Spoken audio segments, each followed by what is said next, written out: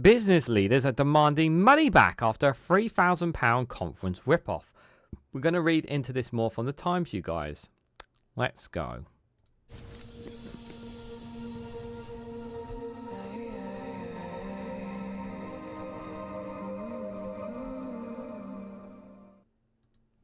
Good morning, good afternoon, good evening, wherever you are in the world. This is Reganelite here with an article from the Times with the headline that business leaders are demanding money back after £3,000 conference ripoff.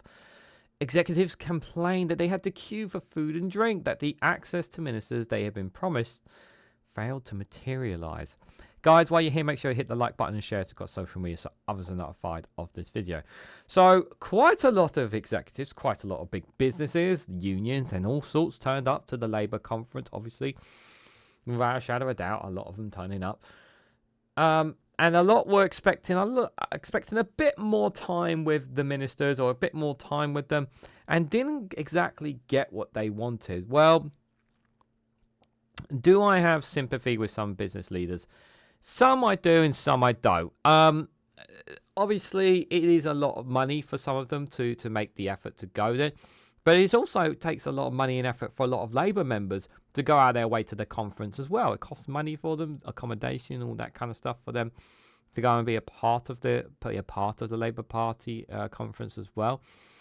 So, and you're not always going to get what you want from political parties. I think that's fair to say as well. Is this a part of me? Is just like, it just feels like a tad bit like, oh, we didn't get what we wanted, and I'm just thinking to myself, well, was you really all like, well, every single business that got there, were they all going to get an audience with the Prime Minister? Were they all going to get an audience with the Chancellor, for example? How many of them actually did get a chance to speak to ministers and whatnot? I think that's a key question as well. And if they didn't get enough opportunities to speak to them, to some of the ministers, they should have gotten at least some ministers, at least.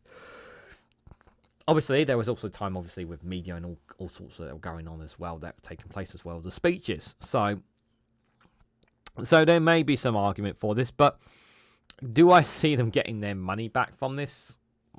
I don't think so, if I'm honest. So corporate chiefs will be asking Labour to refund them for a £3,000 ahead business day at the party conference, which they said was bleak and a waste of money. Ooh. Labour boasted it had hundreds of paying executives attending its largest ever business day, where top corporate figures got to hear from the Prime Minister, Chancellor and other cabinet ministers. But at least 3 firms told the Times that they would be asking for their money back after they got minimal time with ministers and were talked at from the stage for 4 hours. So they were talked at from the stage. They weren't even not that interaction down the ground. One executive from a well-known household brand said, "We paid £3,000 to come here, and what did we get? A live stream of Rachel Reeves' speech, and then got to be made in a queue in bleak corridors for a drinks reception where there was no access to ministers." That's not very good.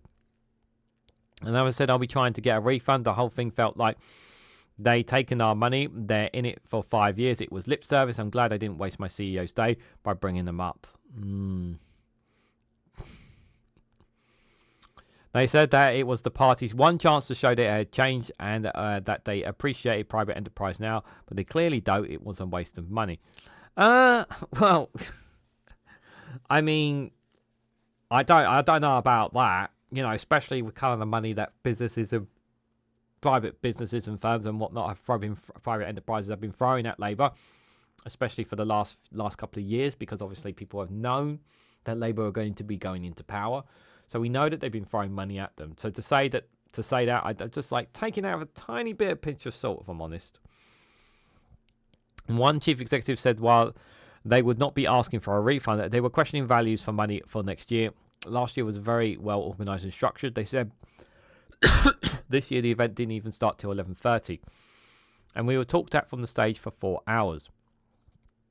But a Labour source referring to the row over freebies taken by cabinet ministers said last week people had too much access to them, and now it's not enough. We can't win. Well, that's what they're saying, guys. That's what they're saying. The business day began with talks with regional leaders before the Chancellor's speech was live streamed. Later, there were questions and answers sessions with Jonathan Reynolds, the business secretary, Reeves, the Chancellor, and the Prime Minister. Bosses were then invited to drinks and dinner with the promises of access to ministers. But there was confrontations between bosses and officials when the drinks receptions was being held at was not ready in time, and a long queue was formed in the corridor. One boss says lunch was just a stand-up sandwich in a hot room with virtually no ministers viable. Last year, the Tories had a sit-down lunch with cabinet ministers on each table in a speech from the PM. That sounds a lot better. They said appearances by prime ministers and chancellors were relatively brief, and the funny thing is Labour were really good at this in opposition. They will get fewer registrations and therefore fewer fees. Next year they can't promise next year if they can't promise something better. One advisor who works with several business figures said the party was not engaging firms as much as they had hoped. They were not doing the meetings that we thought they wanted them to do, they said. We just had the same handful of ministers saying the same thing to the room over and over. Oh, that's not good if you're not even giving different answers and whatnot. I think it's also important context to stress as well, is that they can't give a lot too much away, because obviously the argument will be, the general consensus of the argument from Labour will be, look, can't say a lot of things because we've got a budget coming up next month and everything needs to be unveiled there, is one of the arguments that they can have. Complaints including Reeves and Reynolds being constrained in answer to questions because of the upcoming budget. Yeah. One business leader said from a timetable point of view, the Chancellor couldn't and wouldn't talk about tax, and Jonathan Reynolds told us to wait a few more days for the employment bill.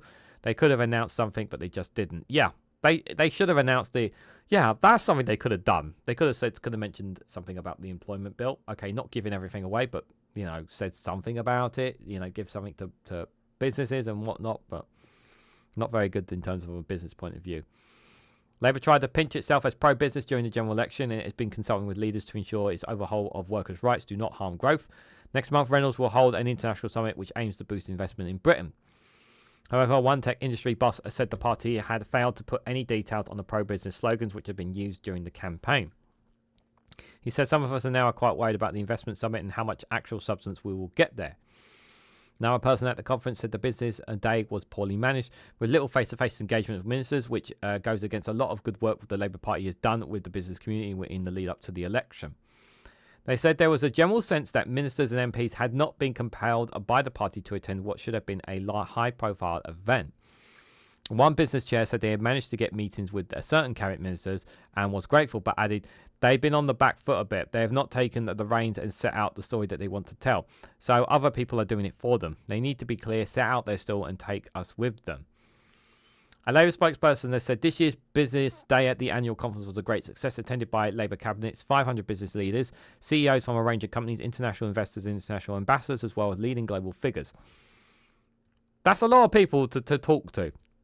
This country has a stable, united government for the first time in years, which is exactly what business and investors were lacking under the chaos of the Tories. Labour is pro-business and pro-worker and will continue to fix the foundation for our country with our programme for economic growth. You can't be pro-business and pro-worker. You can only be one of the two. You can say that, but you can't actually be that. You can't be pro for two opposite ends. You can try and be in the middle, but you can't be both on something on its opposite ends. Just a point there. Obviously, a caveat there, it is obviously a story from the Times. However, the Telegraph, the Express have also reported on this as well. I think that's a really important point to highlight as well. So there has been that as well, has been highlighted a few as well. I'm pretty sure GB News has cut and Talk TV have probably mentioned it as well. So there's probably the probability that there is some to this story as well. But considering how many people are flocking to Labour, because obviously they are going to be in government, they look like that they're not going to be going. I don't think we're going to have a change in government at the next general election. I could be wrong. It all depends on time. Time will tell. At the moment, it all seems like, apart from the winter fuel payment and the 2-child benefit cap, which I think is horrible, there have been some positive things coming from Labour so far, some good things. Obviously, I completely understand the criticisms, and rightly so, of this Labour government and Labour Party, and the things that I've heard. Again, I understand those concerns. I really do, but I'm willing to kind of wait and see what they do as well. But businesses, especially if they've paid a huge amount of money, they have a right to be a little bit upset if they're not getting little to no audience with ministers and cabinet ministers and whatnot. I have to say they're kind of a bit right to be a little bit upset about that. But what do you guys think? What do you guys make of business leaders being upset about the money that they spent to the conferences and what some of them have said within this piece? Do you agree with that? Maybe some of you were at the Labour conference and maybe you can adhere to it yourselves. Let me know your thoughts and more down in the comment section below. If you found this video interesting, please hit the like button. We greatly appreciate it. Share this across social media so others are notified of this video. If you haven't subscribed already, please consider subscribing because it really does help support the channel. And if you want to go one step further, financially support me and the work that I do here, you can do so by becoming a YouTube member for as little as 99p, or join me on Rumble or Patreon for exclusive content on those platforms. So thank you all so much for watching, and I hope to catch you all very, very soon.